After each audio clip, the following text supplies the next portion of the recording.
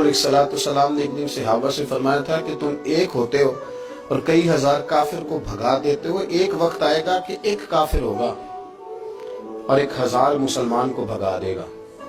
اس بیماری کو خاص توجہ سے سننا اور اس کی وجہ بھی سننا کہ بیماری پھیلتی کیسے، بس اس بات کو کبھی نہ بھولنا، یہ نہ فرمائے کہا ایک کافر 1000 مسلمان کو آگے لگا کے بھگائے گا۔ جو پیاز ہوتا ہے وہ ہوتا ہے وائٹ وائٹ، مگر یہ گرین ہے کیونکہ یہ ہم نے اپنی کیاری سے اتارا۔ ہاں یہ ہماری کیاری پر مرچیں کافر 1000 مسلمان کو بھگا ڈالے گا، کٹ کر کے رکھی ہوئی ہے، کیا وجہ ہوئی، کیا ہو جائے گا؟ 2 جملے میرے نبی کریم اور بات ختم کر دی، 2 جملے فرمایا تمہیں وہن ہو جائے گا، وہن نہیں وہن، واو ہا نون، تمہیں وہن ہو جائے گا۔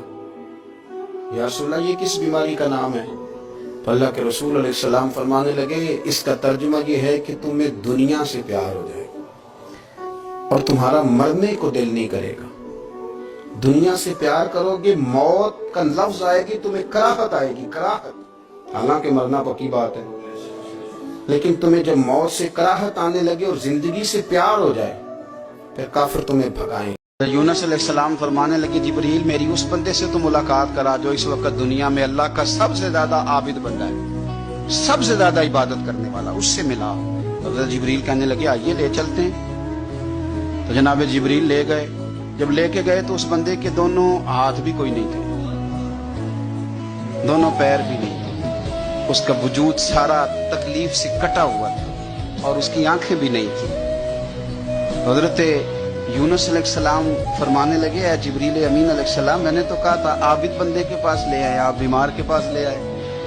کہا یہ وہ بندہ ہے جس کو اللہ تعالیٰ نے سب سے زیادہ عبادت کرنے والوں میں لکھا ہے، ذرا آئیے اس سے بات کرتے ہیں۔ گفتگو شروع ہوئی، حضرت جبریل کہنے لگے آپ کی آنکھوں کا کیا بنا؟ تو وہ کہنے لگا کیا بننا تھا، جب تک میرے رب نے چاہا میں دنیا دیکھوں اس نے دکھائی، اور جب اس نے کہا کہ اب تیرے لیے بہتر نہیں تو وہ آنکھیں لے گیا تو جے سونا ہی میرے دکھ وچ راضی۔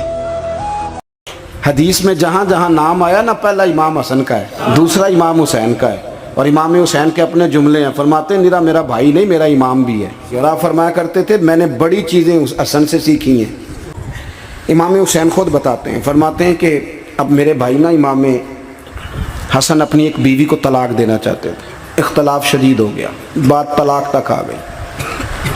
مجھے پتہ چلا تو میں پہنچا، میں نے کہا بھائی جان کیا اختلاف ہے بھابھی سے؟ سنا طلاق دینے لگے ہیں؟ فرمایا ہاں طلاق دے دوں گا۔ چلی گئی ہے میکے، فرمایا بتائیں غلطی کیا، کیوں دے رہے ہیں؟ تو امام حسن فرمانے لگے حسین آپ نے قرآن نہیں پڑھا؟ میں نے کہا جی پڑھا ہے، بتائیں۔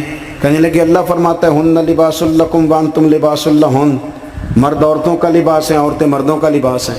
فرمایا میری بیوی میں کوئی کمزوری ہوگی تو میں پردہ ڈالوں گا کہ دنیا کو بتاؤں گا؟ امام حسین کہتے ہیں میں نے اٹھ کے بھائی کا ہاتھ چوما، میں نے کہا آیت میں نے پہلے بھی پڑھی تھی، تفسیر آج سمجھ میں آئی ہے، میرے بڑے بھائی نے سمجھائی ہے، سمجھ میں آئی۔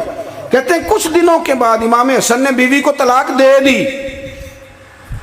میں پھر آیا اور میں نے کہا میرے شانوں والے بھائی آپ بھی بتا دیں کیا مسئلہ تھا؟